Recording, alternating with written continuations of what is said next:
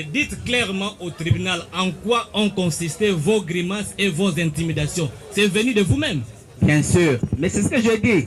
C'est d'abord lui dire en parole que tu cours le grand risque qui est le décès maternel si tu ne me laisses pas continuer à te donner les soins qui te sont nécessaires. Et devant cet état de nécessité,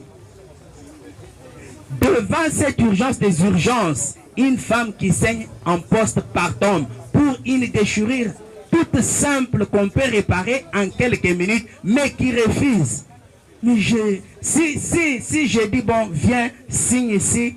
Vos grimaces et intimidations ont-elles produit des effets? Mais, oui, bien sûr. Et les effets sont que, à la fin de cela, la dame est remontée sur la table et elle m'a laissé travailler cette fois-ci en collaborant jusqu'à la fin. Ce qui était un grand étonnement de ma part. J'ai dit, mais c'est parce que tu ne voulais pas écouter dès le début. Vous êtes sûr que vous avez collaboré jusqu'à la fin? Jusqu'à la fin, je vous assure, j'ai terminé, je l'ai lavé, je lui ai fait les soins vulvaires qu'elle refusait au début. Et j'étais étonné, sans donner aucun médicament. Et tout était fini, elle n'avait pas de pampers. J'ai même demandé qu'on amène un habit pour donc, quand même... Pour vous, vous n'avez porté aucun coup à la dame? Si, je le fais. Oui. Je l'ai fait. À l'aide de quoi?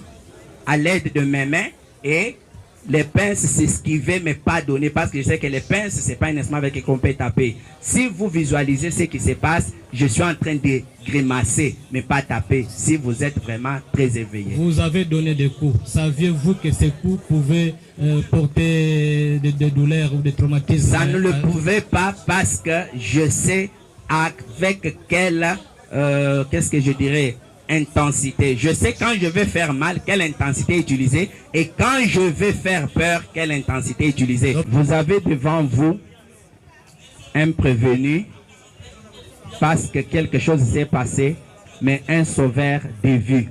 Quand je regarde tout le monde qui est ici, je vois la plupart de mes patients. Je vois des femmes que j'ai déjà aidées ici. Je vois leur visage. Et qui peuvent être frustrés quand ils me voient devant ici pour le service que je rends à la nation depuis 8 ans. D'accord.